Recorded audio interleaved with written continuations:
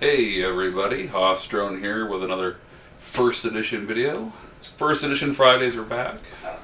Now that I am out of the golf and traveling portion of the year, and if you hear my dogs in the background, I apologize. Apparently there must have been a squirrel that ran by. So anyway, we'll kind of move on and keep talking about stuff here. So, now that we're back, we're going to kind of start with some more oddball decks and stuff like that before we go into things. I posted a poll for people to take a look at and vote on, and the first vote was for a con deck. So we're going to go with a con deck first. So yeah, some of these first videos are going to basically be like myself, me challenging myself to build kind of different things, whatever. Now that we're kind of outside of the competitive season, we're going to be moving into the winter months. And in the winter months, people tend to just do online tournaments. In the online tournaments, a lot of people want to play interesting stuff. They want to play challenge things. They want to try to do, they want to do achievements and stuff like that. So, first deck up, like I said, the first vote that was cast in the poll was for a con deck, so that's what we're going to do. So this is a personal challenge build. We're going to try to build a con deck that doesn't suck. It was a bit of a challenge, I'll be honest with you. So, the fact that it was a challenge for a challenge deck. So, goal met. We're going to use the augment dilemmas, and they need to be relevant. If we're going to challenge ourselves to play con, we're going to challenge ourselves to use the augment dilemmas. An additional add-on that was something that I had been thinking about for a while, so it just happened to work out that a card that I've been wanting to build around happens to work really well in this, is I do not take orders from you. So we've built around I do not take orders from you.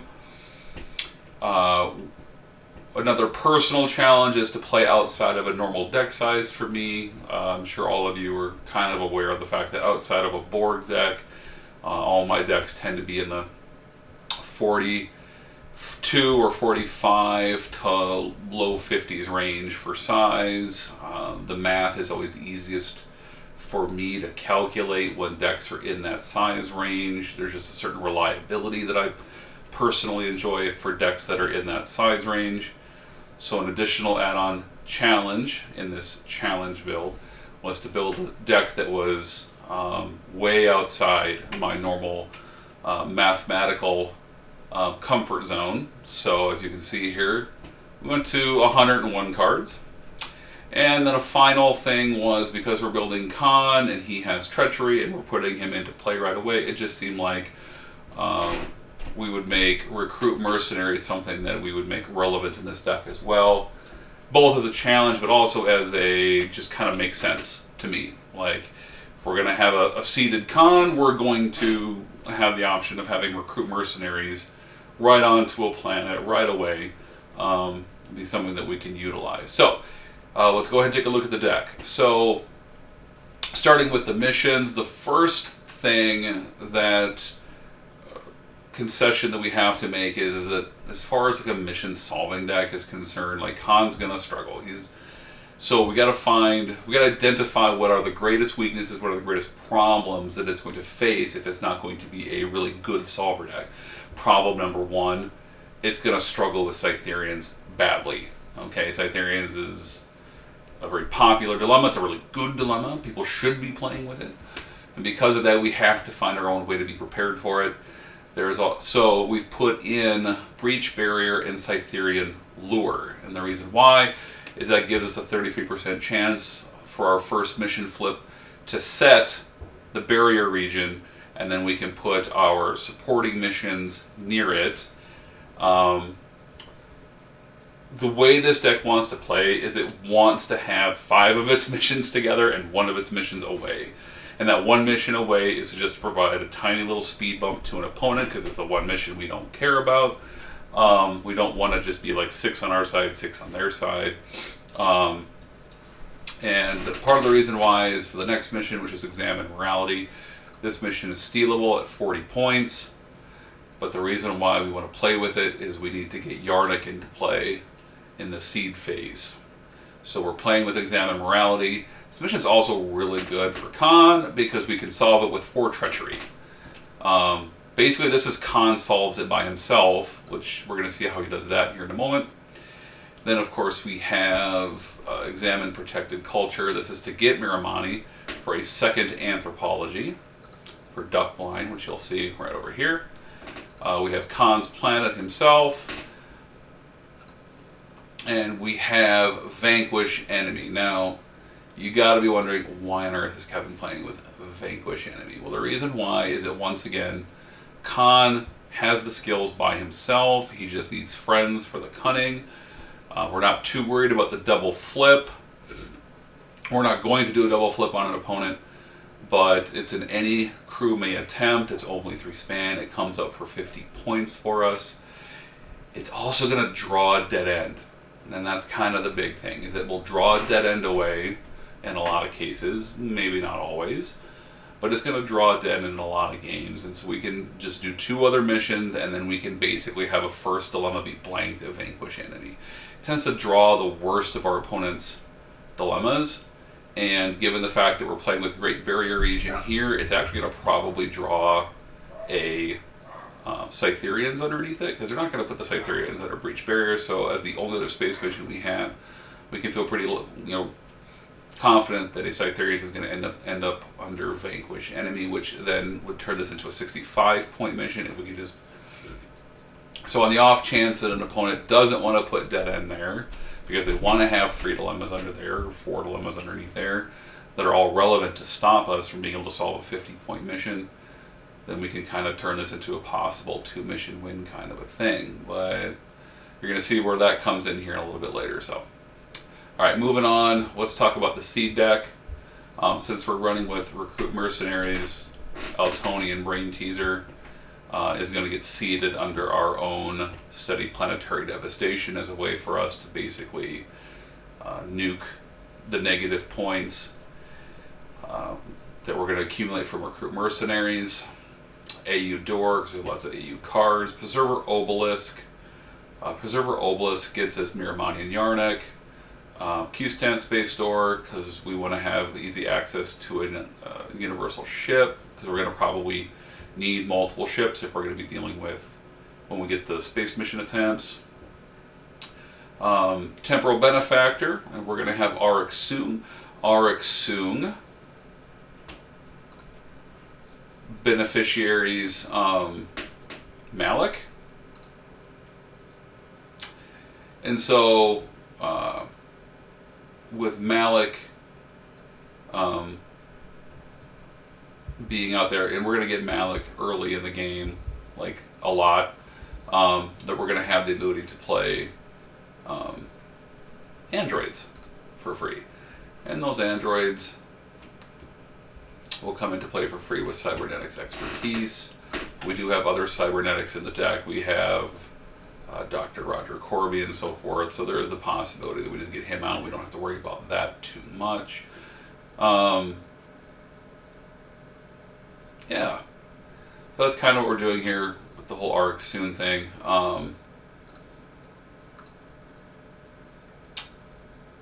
This doesn't feel like this is populating correctly, because Jaya is named or named by him, so something is wrong here. I feel like there's something wrong. Yeah. It's named or is named. And I don't see, I mean, if Jaya names him, then she should be showing up in the other one too, so. Not quite sure what's going on here. This doesn't seem like it's correct, so. Okay. Because with Temporal Benefactor, naming or named by, so there's something going on with that. The reason why,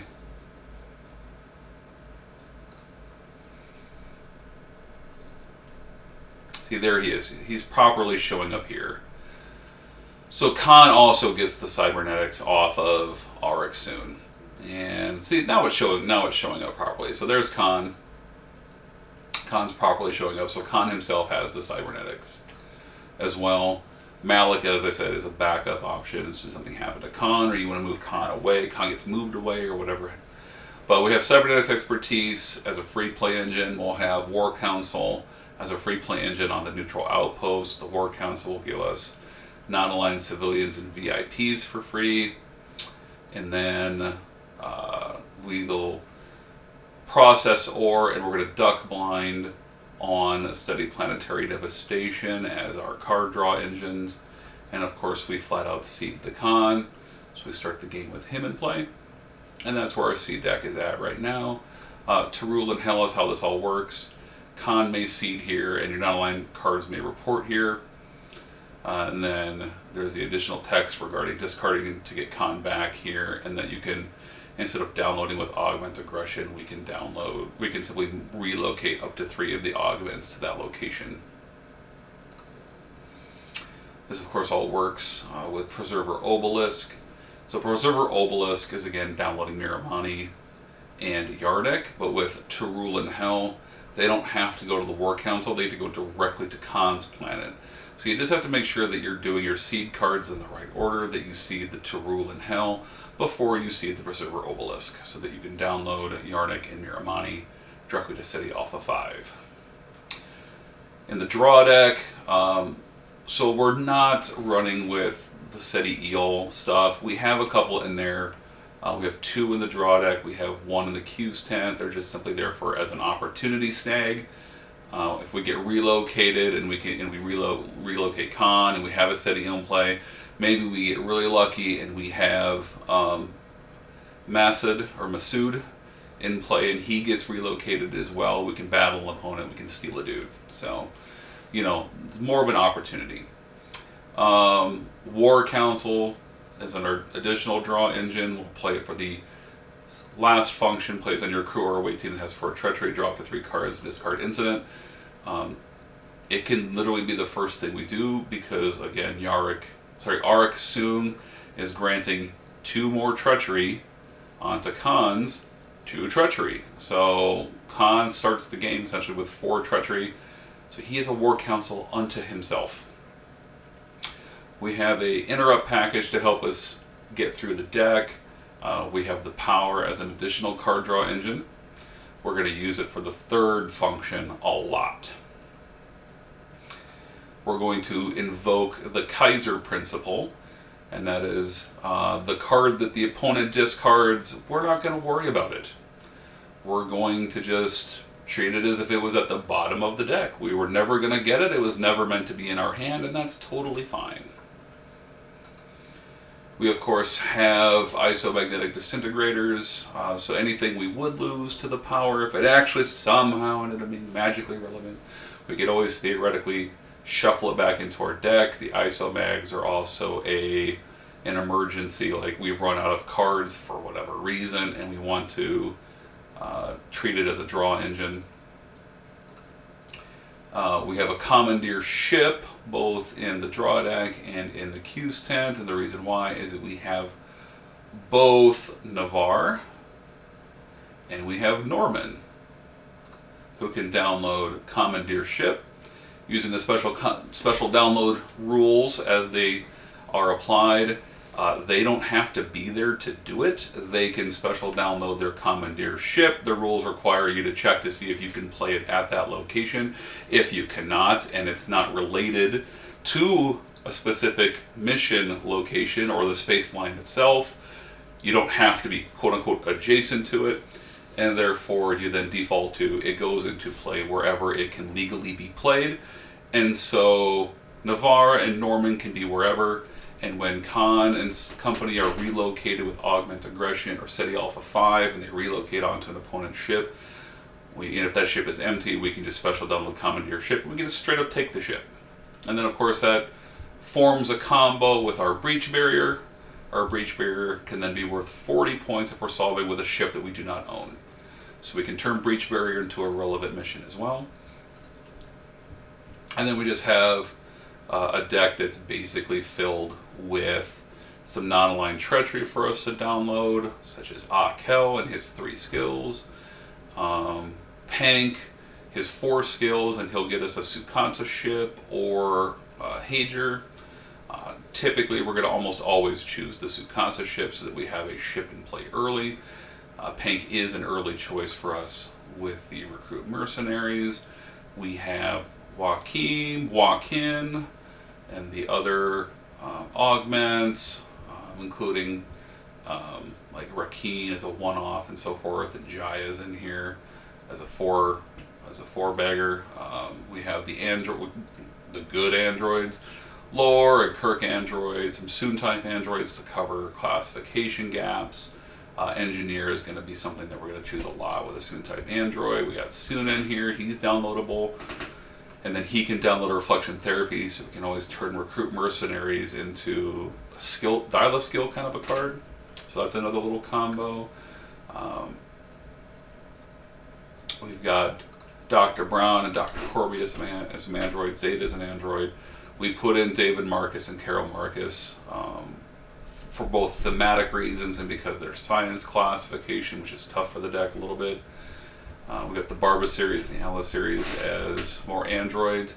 We put a couple copies of Alamil in the deck, and the reason why is that he can dial up Carol Marcus, he can dial up David Marcus, he can dial up any of the movie era augments. Yeah.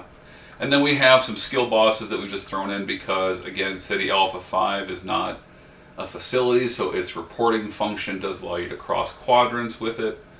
And so Rudolph Ransom and Maxwell Burke, both are downloadable with recruit mercenaries, and they are just big-time skill hosses. And so we put them in the deck as a, do they have a skill that we need that we can get with recruit mercenaries? And if not, we can just card play them out, and they're worth the card play because they're bringing in, they're bringing in lots of skills. So, to this point, B'Elanna Torres almost made the cut in the deck because she could come in as a non-aligned, but we couldn't download her, and so she just didn't quite make the cut. But we have a Zeppolite freighter, and we have a Class J cargo ship that we can download with the Space Door, and then of course we've got Sukhansa ship to download with Pink. Yeah. In the dilemmas, this is the dilemma suite we have here. This is how we're seeding them out. Of course, this is always just a suggestion. This is kind of where we start with how we're seeding the, putting the dilemmas out, but that can always be altered to account for what the opponent is doing. And so let's get to the game. So what I've done is recently at Minnesota Regional, I played against Chris. Chris was playing his own version of Peter's World Championship deck. As a World Championship deck in and of itself, it's worth testing against to make sure that you just, you're competitive at least against it. This is where, like Chris's version, he's running with Cytherian Lure because he wants to try to 2-mission win. He has a built-in second 2-mission win, and he's not relying on the mission specialist as hard. And so again, with our seeding of Cytherian Lure, we are kind of, like I said, protecting ourselves against these Cytherians. It has the added benefit of making our own Cytherians more relevant, because if an opponent is playing with Cytherian Lure, we could possibly draw their Cytherian Lure away, and their hedge against their Cytherian Lure, their Cytherians, goes away. So this is the way the missions came out. So just to explain what happened here, I've done all the seeding, of course, behind the scenes. We assumed that the opponent went first, and he went Cargo Rendezvous. I got Breach Barrier immediately, and knowing how Peter's deck likes to work, it wants to send its missions it wants to have its missions grouped together as best as it can. So it has lots of options. So of course it's going to seed Repair Mission next to Cargo Rendezvous. Or then sees, yeah, repair mission next to Cargo Rendezvous. We then got Cytherian Lure immediately, and so we stuck Cytherian Lure on the opposite side. Which then forced the opponent then to put his Cytherian Lore on top of our Cytherian Lore, and then we got our Vanquish Enemy over on our side. And then, as you can see, it just kind of plays itself out in each direction. So that's how the mission seeding phase went. We have all of our seed cards out. This is the preferred plan right here. If this is what you can manage, this is what you want to do. It's not always going to work out this way, but that's part of the reason why we're running a 2-mission region here, and we're willing to stick 1 mission on away from ourselves, is that it does give us a lot of flexibility here. But Examine Morality is stealable, so we kind of try to protect it. Vanquish Enemy is stealable, so we try to protect it by keeping it away from the opponent, and we do that by trying to stick the barrier region in between, so it's not even really an option for them to steal it. Of course, if these missions come out early, then you have to try to find a way to cordon off the opponent, so that's another reason why this region's great, because if our Vanquish Enemy had come out first, and then they stuck a mission here, we could have put Breach Barrier here, and then they're forced to think about what side they're on, but then we can put Vanquish Enemy on the side that we want to be on, and then we can basically cordon ourselves off again. So these are all very important strategy points for this con deck. As far as playing it, again, it's not really going to necessarily work out that way.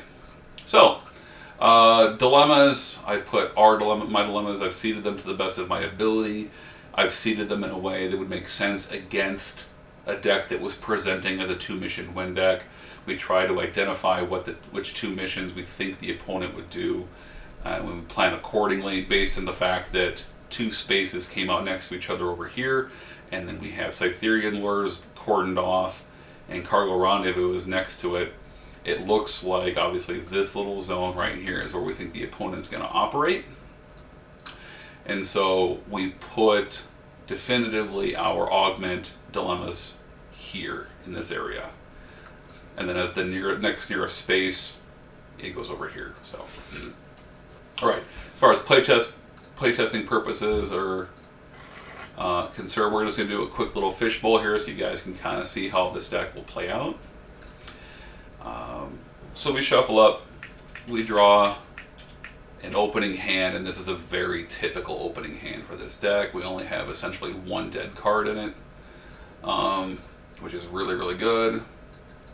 So, opponent goes first. Let's assume that it's on schedule. We play some things out, but doesn't attempt on their first turn because they can't, really.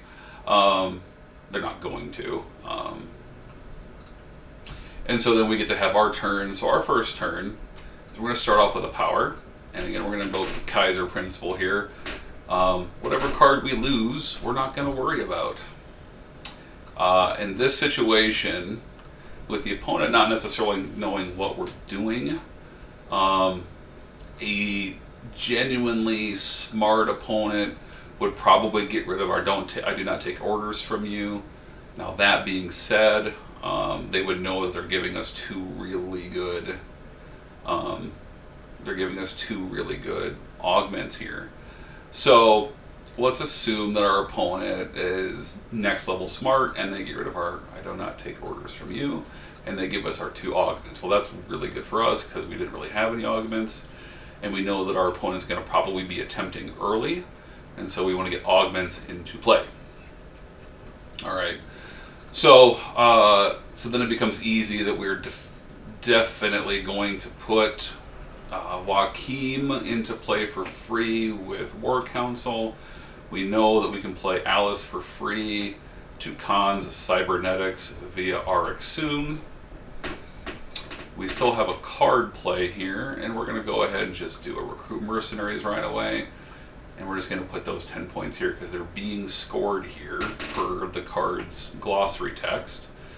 Now, technically, they would go to the point zone, but we remind ourselves they're scored on the planet. And we get to download 2 guys. So the first download that we want to do for sure is we definitely want to get Shankar. His Geo Treachery will allow us then to start processing ore for a bonus card on the next turn. He also immediately gets us a Phaser or Disruptor, so we'll get a Klingon Disruptor immediately. And then the second Treachery download has to be someone that is 3 skills or less in total. And we'll just go ahead and go with a Yint. And then he also gets a Disruptor.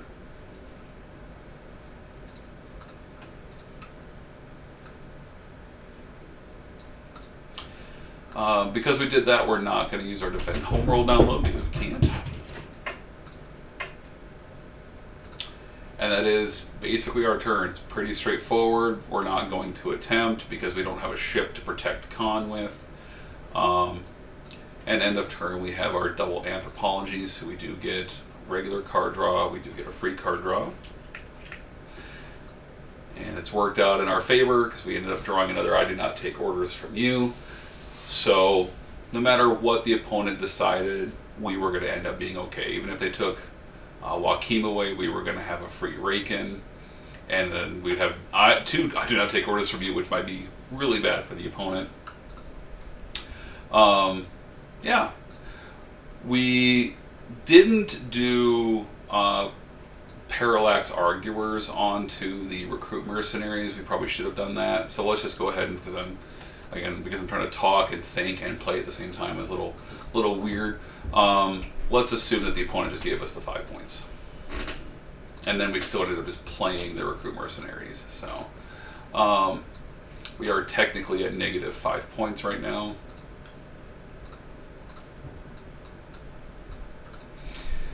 Yeah, and then pass to the opponent. Let's assume for the moment that the opponent does stick to the typical plan for Peter's deck, and that is attempt either a planet mission or a space mission from an early ship, maybe even from, they just beam down because that's where the outpost is. Now Peter's version and Chris's version operate a little bit differently. Peter's version seeds and doesn't allow battle, it tries to not allow battle. At this location, whereas Chris's version likes to seed his outpost in space because he knows he's going to have a ship immediately. He can just travel to a planet if he needs to, and prefers to be at the two-span space mission. So let's just assume for a moment that the deck does attempt. Having an outpost here at reported activity keeps them within striking distance of the Explore Dyson Sphere as well. So we assume that they're going to probably start here, so let's just do that. So they get, this is SETI Alpha 5, and so we go ahead and relocate Khan, we'll relocate Joachim. Khan gets to relocate with equipment that he is present with because he's carrying it. So the guns come with. And what's important here with these augment dilemmas is that that a person needs to understand that it says if away team unopposed, opponent may relocate up to 3 augments here. Because it's here, it's not the same as present. Present would mean that I would have to download the augments to wherever the people who are facing the dilemma happen to be. Here is anywhere at the location, and that does mean anywhere at the location. Relocation overrides the rule on preventing your opponent from bypassing your shields and stuff. We can quite literally put our augments directly wherever the opponent happens to be. So let's assume for a moment that the deck has its outpost here and they just straight beam down. They didn't even waste their time with a ship yet or not. Or maybe they started their outpost here. But let's assume it's either a ship or an outpost that we can put our people on, because we're not worried about what happens to the people on the planet. And so we get that, it goes on. If they wanted to beam somebody up, they could. If they had transporters here in the presence of transporters, so either a ship or the outpost, they could beam up if they wanted to. I would assume they probably wouldn't, and they would just press on. They get a fast ship would be nice, and we would get to kill somebody or take an empty ship. Let's assume for the moment that the opponent is basically just they move the ship over to here, and then they beam down and attempt it with just a couple of people, and the ship is empty. They could substitute the empty ship if they wanted to. My understanding is both Chris's deck and Peter's deck would probably take that option. They'd rather have the people in the ship because it's not hard for that deck to come up with ships. So let's assume they've just given us a ship. Okay, so we have a ship, yay. And then friendly fire, they're not going to have friendly fire covered this early. So friendly fire locks that mission out, and there's going to be no personnel being downloaded here. So we have Khan and we have Joachim on board a ship that we've commandeered with our guns, which means we have access to transporters on the ship. Now that might be something that the opponent does or does not understand, but we like to assume that the opponent's making a decision that is in line with what the deck would want to do. So they're willing to give up the ship because they don't want to necessarily have an early person die if they don't have to. So, and if they'd left anybody on board the ship, I mean, maybe they would not give us the ship, and they would take the kill, and we would just get them with a friendly fire for sure. So, yeah. So either way, though, we have the commandeer ship in hand, so it doesn't matter which way we play this or theoretically play this. Opponent would pass at the end of their turn, it would go to our turn, and we would just commandeer that ship if it was empty, which we assume it would be because it'd be an early attempt from that deck, and it's just going to beam everybody down and have an empty ship there. So we can assume that we just go ahead and take the commandeer ship play as our card play, and we could play Rakeen for free to here, and we don't really have anything else that we can do other than the fact that we can do a defend homeworld download. Oh, we would have process ore. So let's do that. We process ore, that goes to our points. And we would have drawn 2. And we could have powered.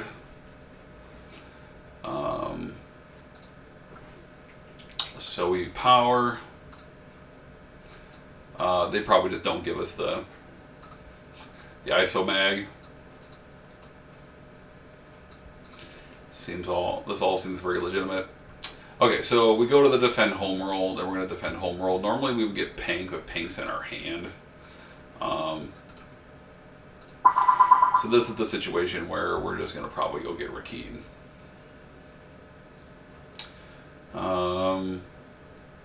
Other possible targets are Suna. Suna's pretty good. Shobi is really good because he'll get us another person.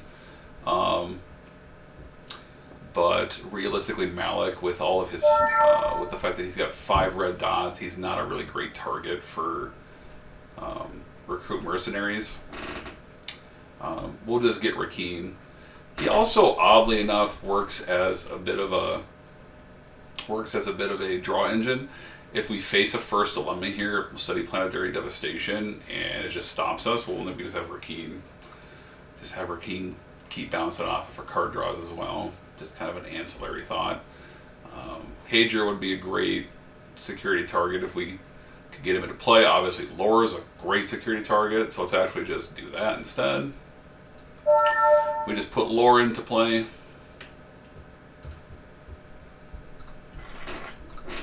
Seems pretty good.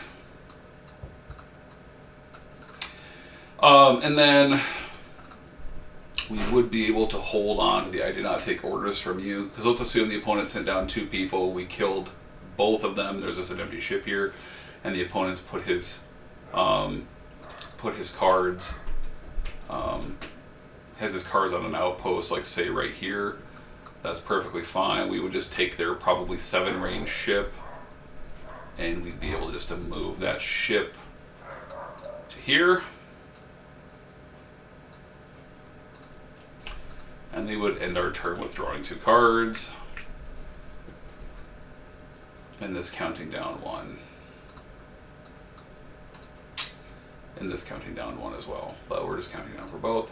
Opponent has for his turn, play some dudes out. Maybe wants to rethink their plan of attempting I think I would probably do that. I mean, that deck puts out a lot of people, but it's hard to say if it would attempt on a turn 3 now, knowing what we're doing. It may want to be a little bit more cautious. Cannot attempt this mission, and so it maybe just takes a turn off. Let's assume that it just does.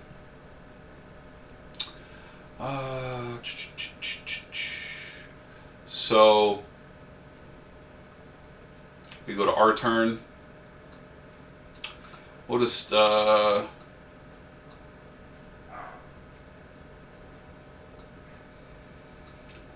play a city eel for free, and then we'll just say that that's cool. Let's say that the opponent doesn't necessarily want to give us the points this time. Let's flip a coin. Let's just roll a die. And if it's odds are they give us the event. Nope, they give us the points. We also would have processed ore here, so we would discard that. We get another point, and we would have drawn 2.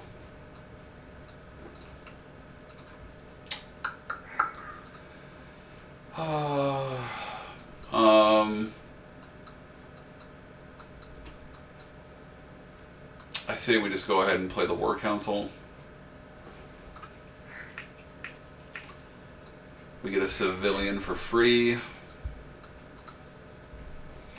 so that's helpful. This is mildly helpful right now. Let's say we just move the ship to here, and then we play What Does God Need with a starship, and the opponent would be like, oh, okay, you can they either let us download a ship, or they let us download or unstop the ship. Let's say they just let us unstop the ship because it's early in the game. So then we have the ability to move the 8-range ship, the 7-range ship to here, where our outpost is. And we can offload Khan, we can dock the ship, we can offload Khan with all of his stuff.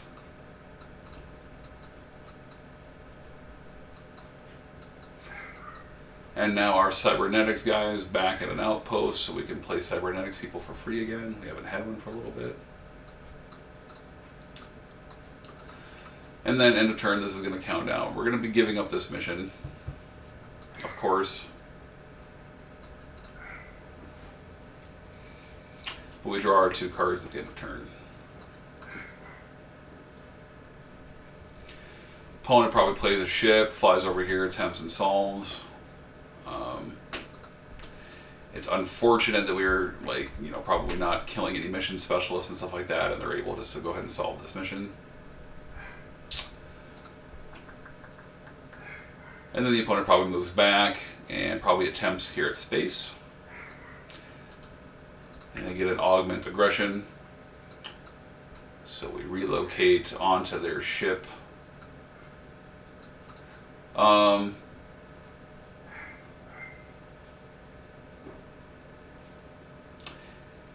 So we use the relocation here again. So let's assume that the outpost is actually here. And so we would actually, depending on where they had all their people at, let's assume that they had all their people on their outpost. So we would just actually go onto the outpost. And then they probably just get hit with that because they probably were not, like, necessarily trying to, like, throw the kitchen sink at it. And then the opponent stopped, that ship is handled, we're on their outpost, it can't beam to the stop ship, and so it comes to our turn, and then we would be able to, we're going to start wrecking them. So,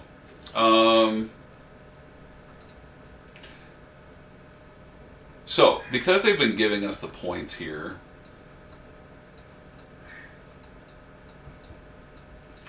what we're going to be able to do,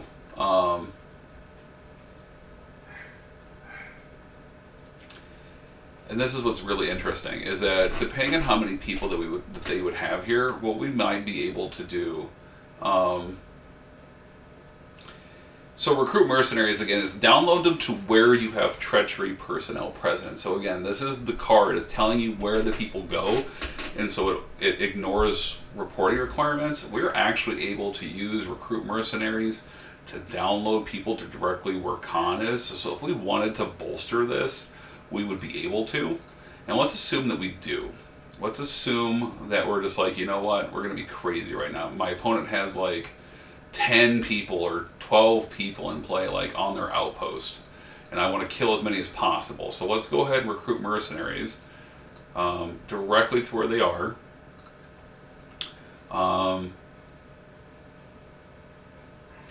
The foragers are a 10. As far as strength, fellow impersonators is 7. Oh, we also brought the guns with, of course, same as before. The guns come with.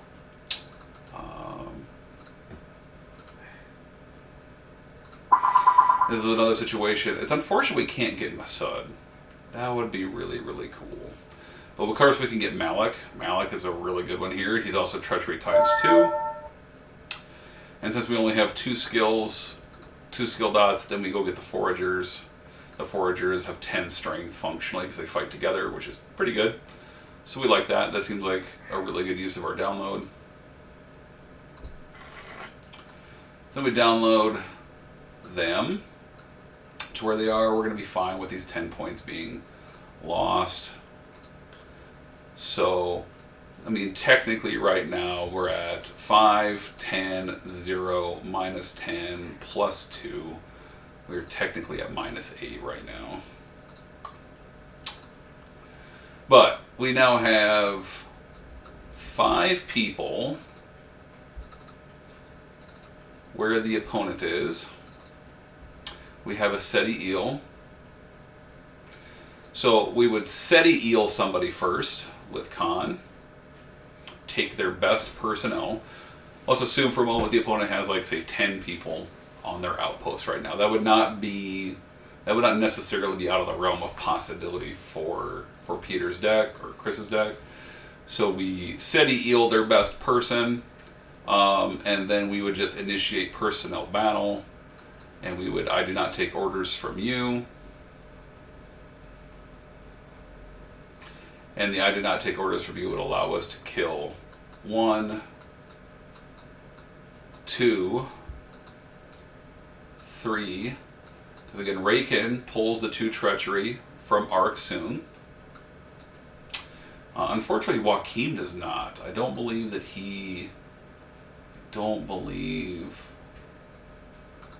he has him as a benefactor. No, he does not. I didn't think so. But we'd be able to initiate personnel battle. We would be able to kill 3.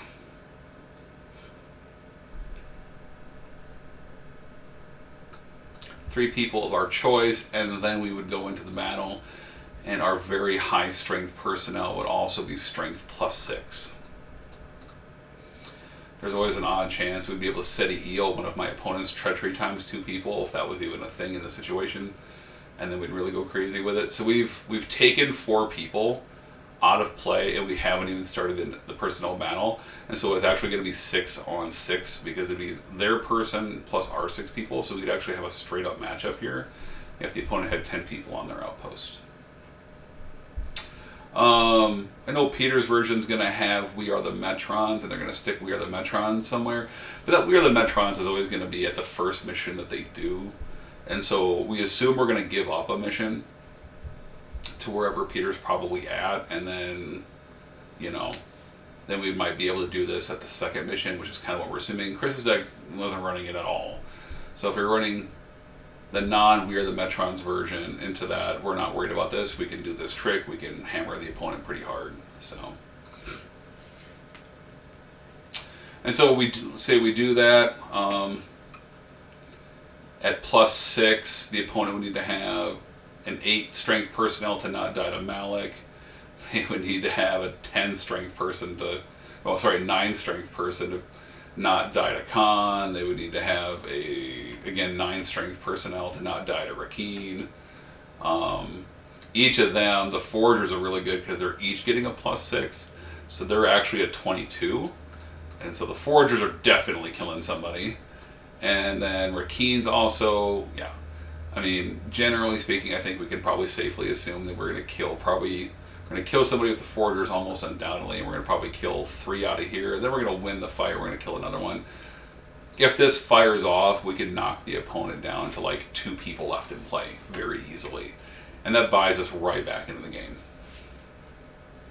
So they probably have 2 people on the outpost. They probably had like 2 people on the ship. They were just micro team attempting on a ship. And those people are still kind of in timeout. So yeah. And so that's kind of how this deck's going to operate in the early game against a fast opponent. If the opponent's not moving so fast, we're not worried about all this stuff, and we're just trying to put people into play, and then we attempt. But since, like, assume we're on an opponent's outpost, we would be able to just kind of stay on the outpost until they leave, and we can just kill their people. So they would have to play another ship and get their people off on the next turn, or we're going to just kill the rest of their people. Not an undoable situation for most opponents, but, you know, that's the situation the opponent's going to be in. So then we would have the ability just to then on our next turn, we would draw 2 at the end of our turn. We have an android for free, probably play him as the card playing. But we would start off by, we could start by processing ore. I don't think we're going to need 3 of these, so we could just discard 1, get that into the point zone.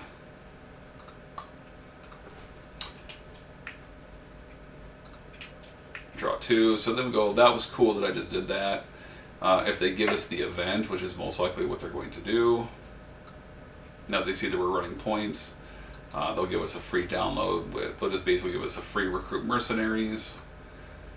This time around, though, we're just going to report it to Lore's Treachery.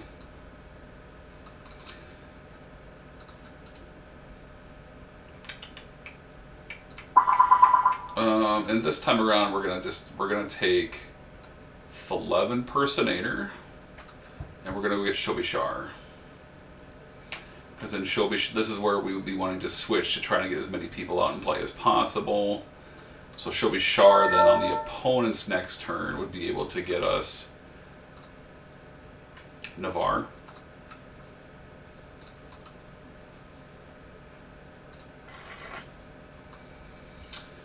So we'd have these people in play here, and then this is the situation. Okay, so we would play Soon type Android. I don't think we can play the Soon type Android for free because we don't have cybernetics here anymore.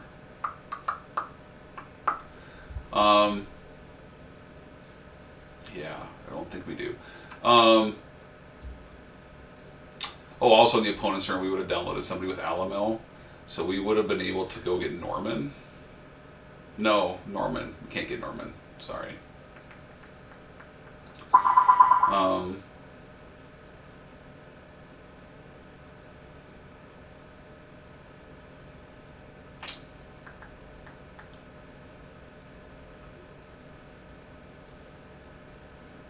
Interestingly enough, that's how we would have been able to get Sarad into play.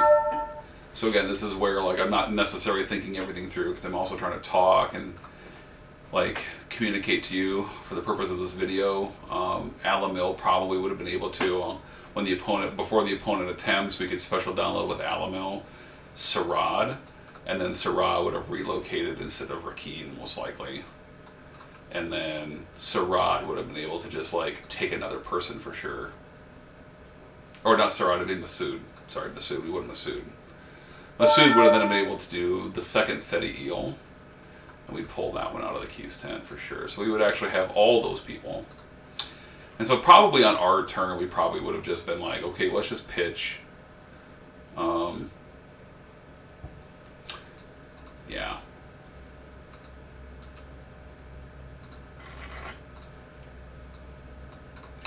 So Rakeen would have not relocated, and therefore he would have the cybernetics off of Arc soon, so we'd be able to play the Soon type Android for free to the outpost. And we would make it an engineer, I believe. Because we don't have a lot of engineers in play right now. Yeah, female engineer is probably the preferred. I think our only engineer we have in play right now is Lore.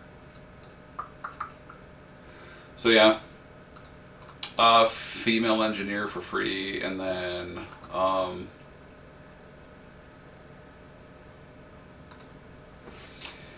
that's kind of how we've been able to do it. We could just discard 2 cards to probably relocate everybody because we want to switch to mission solving. We can sit here and probably punch our opponent, but if they put a ship in play and they relocate them, that's never going to happen again. So we would probably just discard. Chances are we've killed our mission specialists, so they're not solving this one to get to 100 points, so we know they're going to have to go to another mission. We want to probably hold on to this. So we would probably just discard the Isomagnetic Disintegrator and probably Carol Marcus, who we're probably never going to have a chance to play.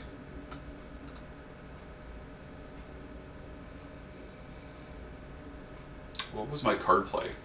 I don't think I had a card play. Card play would have been pink. I've lost track of what I'm doing. Yeah, card play would have been pink because we want to get, because we free played the Recruit Mercenaries because we want to get the Tsukasa ship so we can manipulate who's attempting here. So we discard those cards, Khan and all these people come back. And then we switch to mission solving mode with this deck is basically what we would do. So we're only going to do I'll only do a mission attempt or 2 here just to kind of give an idea of what you want to be thinking about when you attempt with this deck. What you want to be thinking about is that 1, you cannot beat God. The deck is unable to beat God. We're not worried about Cytherians right now because of our ability to go straight to the Cytherian lore mission. So we're not worried about a Buried Alive Cytherians. Certainly not worried about Buried Alive Cytherian or any kind of Cytherians that vanquish enemy because of how we were able to get the missions out. But we cannot beat God. We don't want to suffer a Joel Yichu if we don't have to, because we don't want to necessarily have everybody attempting at this planet anyway. Because we're so close to vanquish enemy, we do have the ability to have people on the ship, fly them to the outpost, fly back, be able to cover the Jolly Chew, and decide who we want to attempt with. We would see that the opponent had 3 dilemmas. We, of course, have our Eltonian Brain Teaser here, so that's not really a concern. It's not a 4th dilemma, really. So we see a 3-card dilemma stack here, and it's at a mission where Jolie Chu is going to... The opponent would probably think that Jolie Chu is just a relevant way to lock us out of Study Planetary Devastation early. They don't want us attempting early. And so we just kind of assume that if an opponent has a Jolie Chu, this is a great spot for it. So we want to make sure that we're beating Jolie Chu because it's a high likelihood that an opponent puts a Jolie Chu here. So we definitely put the guns on the planet in case we face a Denovan. We want to protect Khan, of course.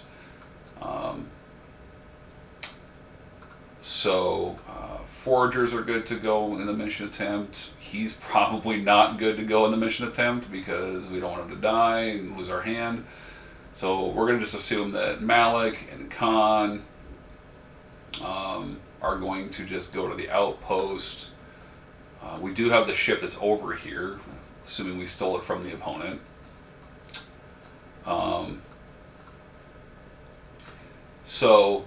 Yeah. A lot of things we have going on here. Obviously, he's a good send. She's a good send. Pank is a good send. Here's our transporters that we want to put onto the ship. He's a good send. We want to protect these people. Since we have the 2 ships, we'll be able to send these people over here as well, and we can always ferry them back for the end of turn, start of turn. Shobishar is a good send. With 11 Personators, okay. We assume that our SETI deal opponent's personnel are great to send. We have no idea what skills they're going to have, but that's okay.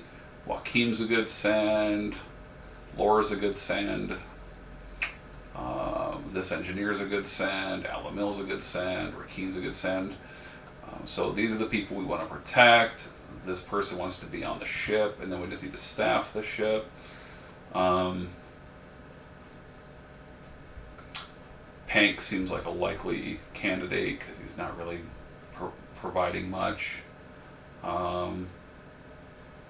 And then we need anthropology to be in the away team, so the 11 person here is definitely going to go. And then of course Alamild's not really providing much of anything, so he would be a good staffing star for the Sukasa ship. And then we just want to make sure that we're not going to die too heavily to a we're not going to get completely wrecked by Denovan, so we want to make sure we're setting an even number of people. 4, 5, 6, 7, 8, 9, 10, 11, 12. So half of that is 6. We protect 2 with guns. We would lose 4 to a Denovan. That seems pretty acceptable. Then, of course, our next biggest concern is that we might get wiped out by a Mila combo. The Mila combo at steady planetary devastation seems like it's a really good ask here. Like, a Jolie Chu into a Mila combo really feels like what you're going to see a lot of the time here, so you don't really want to send like everybody. You want to just be able to send Anthro on the away team to start with, and then have the ship be there, and then, that's probably all you really need to do, but we do need to probably send 3, because let's assume the opponent has a rough pile, we want to just be certain of that. So we can send 4, because if we face a Denovan, we can beat it. Let's also, Hanonian Land Eel and Ferengi Infestation are likely lead-ins to a Mila combo as well.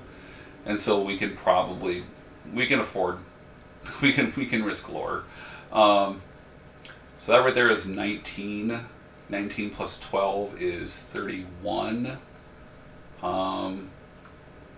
31 plus Shobi Heart's 15 is 46, plus 6 is 50 something.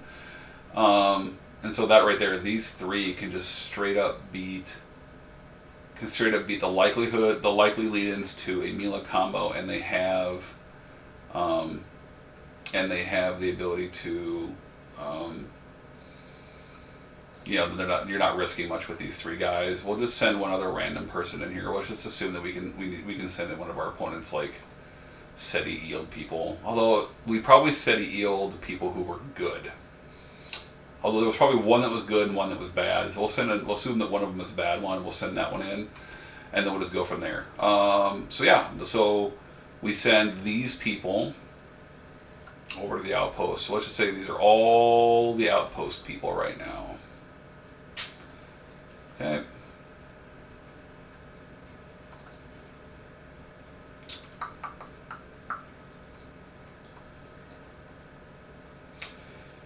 So we attempt on the planet here, we attempt from the ship here. First thing we face, Hanonian Land Eel.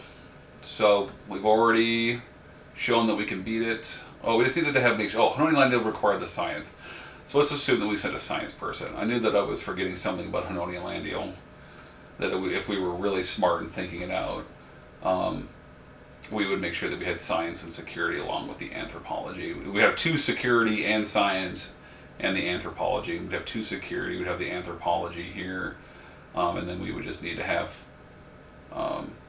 So let's assume we sent a science dude. Not that we didn't have science back here, because we certainly do somewhere. Well, science is what we would have wanted to take, I know that. So yeah, we would take a science personnel with SETI Eel. So let's assume we beat the Hanonian Land Eel. Denovan. They select 2, we protect 2. This is very interesting. Just so everyone knows here, I didn't set these, I actually randomized these combos. I don't even know what I'm facing. Just so we know.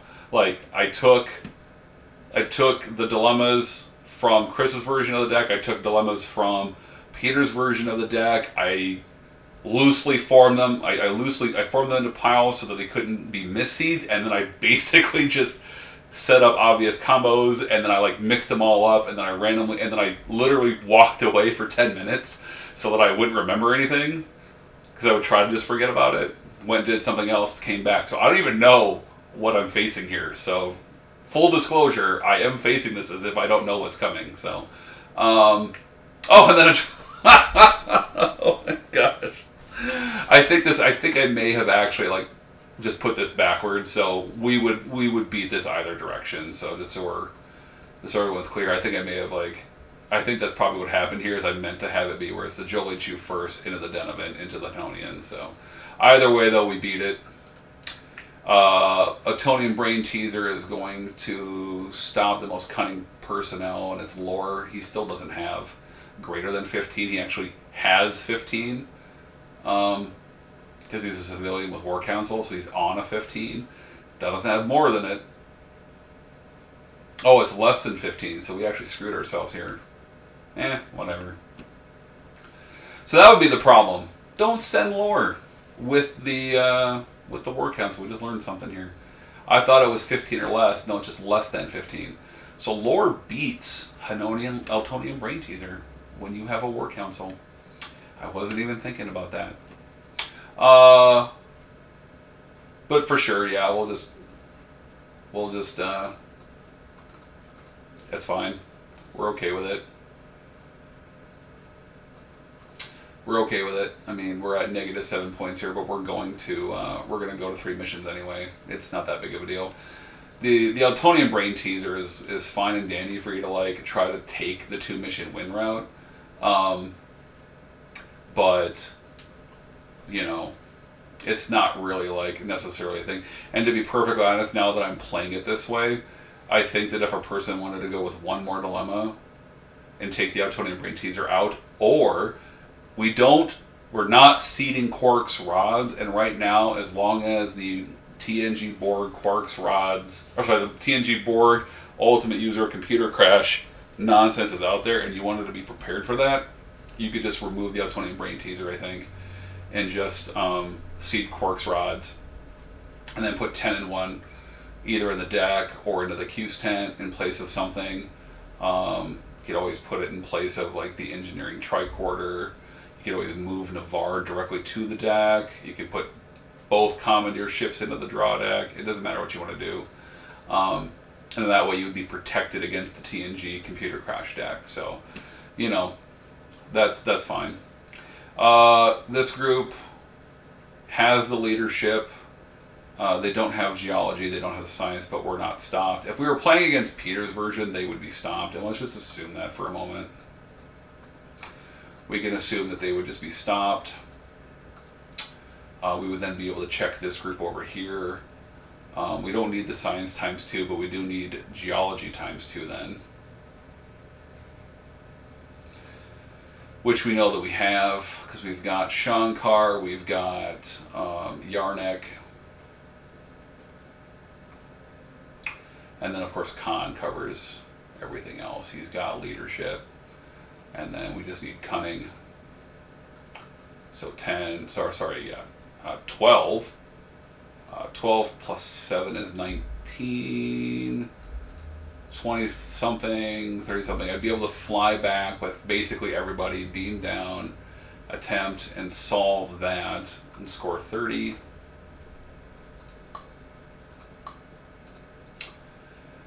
Be at 23. And then we would be able to have the opponent's ship be able to, like, say, fly back to vanquish enemy or fly to examine morality. We see 4 dilemmas here from the opponent. That screams out one of them's a dead end. And so we look over to examine morality and we see that. And we think, okay, there's probably not a dead end here then, so we want to get past the dead end that we probably think is going to be a vanquish enemy. And so we'd be able to take the ship that the opponent gave to us. We would just, once again, we would put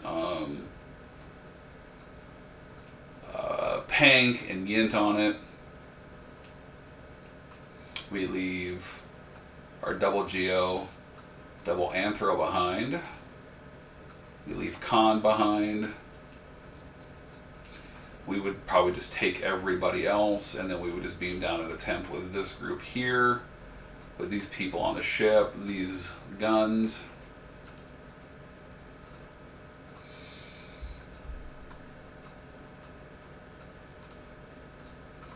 And we'd be on an attempt. And I think I may have, I wonder if I just did this wrong each time because of, no. This one's correct. I think I just screwed up the last one. Rules of obedience. They're going to kill either most cunning or fewest dots. Fewest dots is technically, I think, 1/2. Is going to be 1/2 of the foragers. I'm not quite sure how the rules work on this. It would be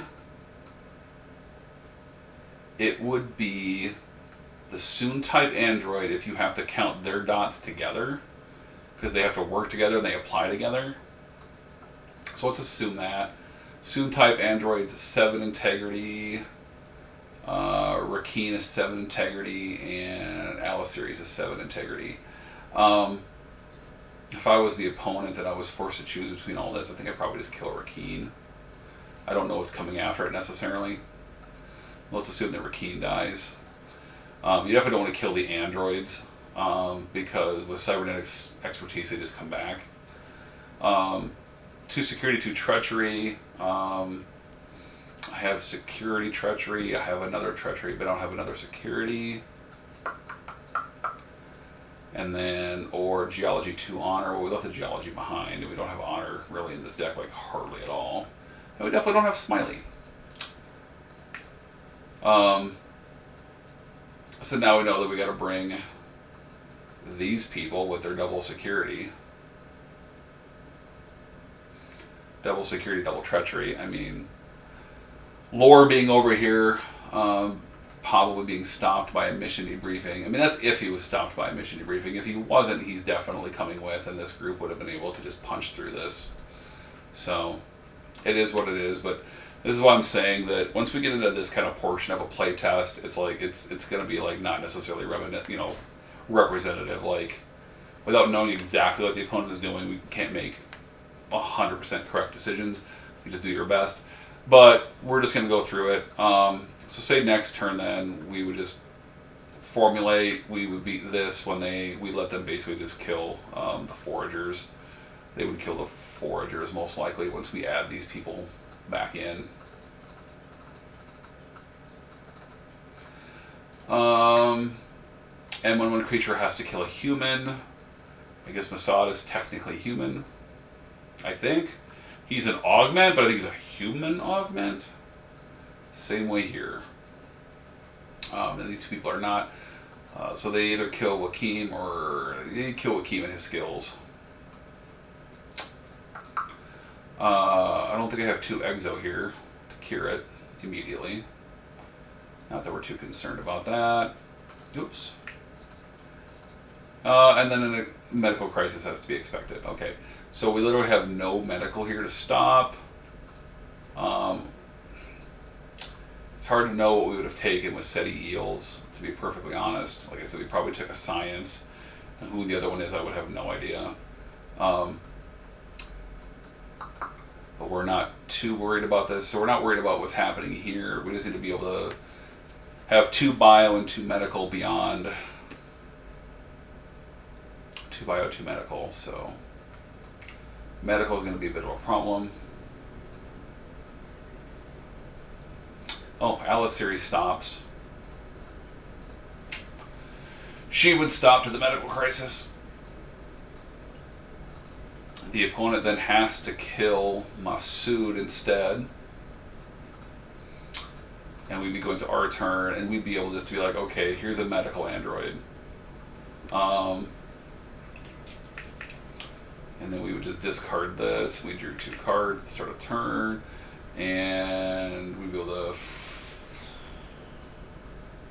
I think this is where we would go recruit mercenaries for sure. We would just lose another 10 points.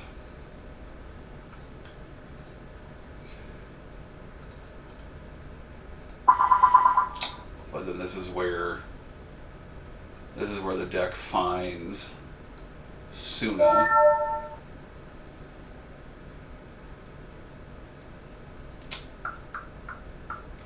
don't know if I have together medical treachery.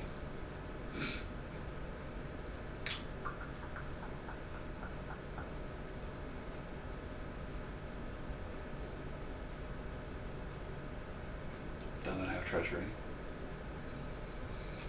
Has treachery, doesn't really have what else I'm looking for. Has all the medical and the bio I would possibly need, but no treachery. Doesn't have treachery.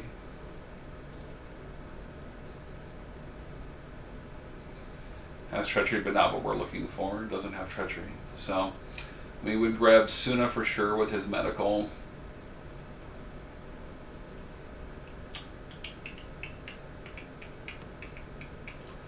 We have, what, 4 skills in treachery we can still get yet?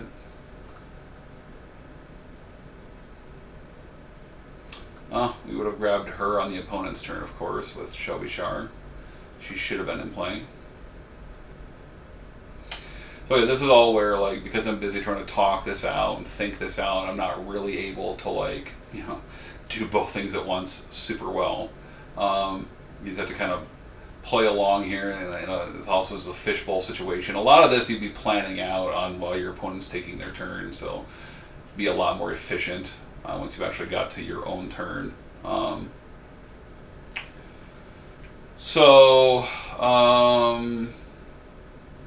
suppose, like I said, we have 4 skills of treachery yet to grab, and that just kind of puts us at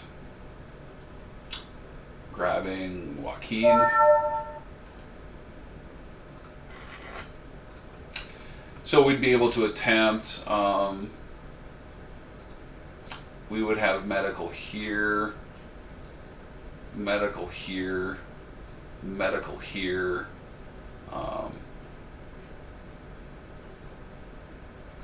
medical here, probably. And then double bio. This is where like the bio is not the problem. We've already got the bio. Like they could stop this bio and we wouldn't care, because this is where we would bring Khan, and Khan would have double bio off of Auric soon. It really sucks that you don't get classifications. You just get skills, not classifications. It'd be super awesome to get Auric soon's medical onto Khan, but that doesn't work. It doesn't work that way. So.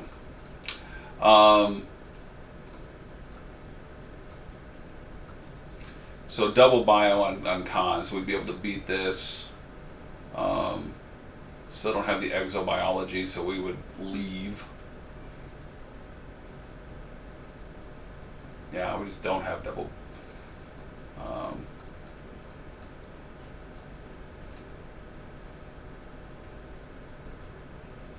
So then we would just leave. We would score it because we would have no honor, and we would have 4 treachery on Khan solving by himself.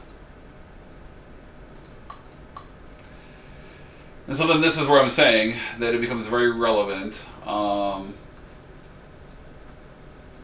It becomes very relevant that we need this mission, and it's 40 points, because, you know, with the Parallax Arguers kind of like getting us some of this back, but we still went ahead and, you know, nuked for a bunch of recruit mercenaries and stuff. We're just definitively on a 3-mission win plan. We would have gained 1 point when we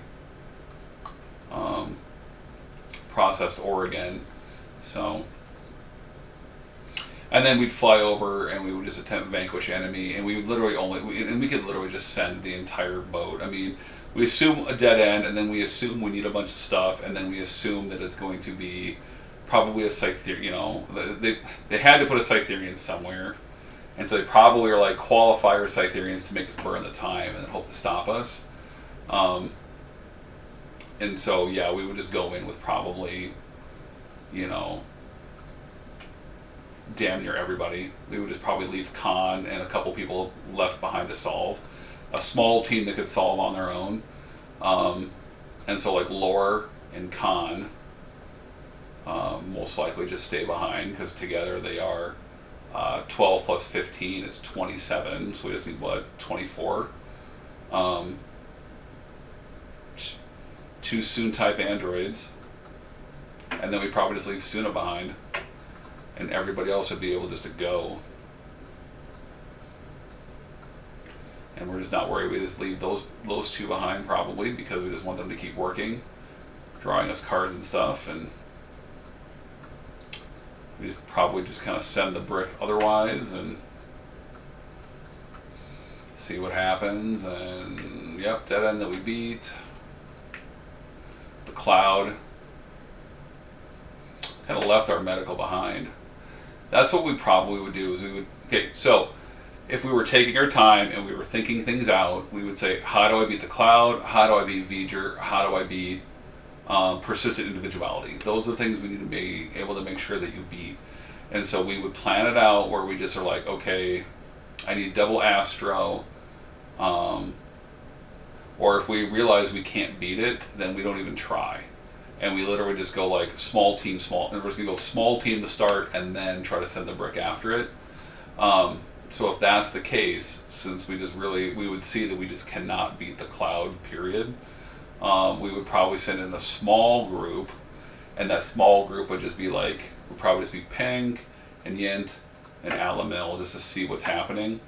They would stop to the cloud, and then the other ship would be able to go in with, and then this is where we go, okay, well, if that's the thing that required skills and was probably the qualifier, then we could probably just send in the brick behind it. Scytherians, yep, we would be able to just solve it and come back.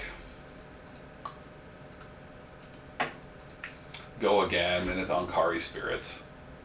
And we're never beating Ankari Spirits, like ever. We're never beating Ankari Spirits. We don't have, like, hardly any honor in this deck, period. So, the Ankari Spirits would hit us, and then we would just have to, like, wait a turn, couple people die, and it doesn't really matter because, like, we have the skills on this covered so easily that we're not worried. So, they can kill 2 now and kill 2 at the end of turn. Or start of turn, kill 2 more.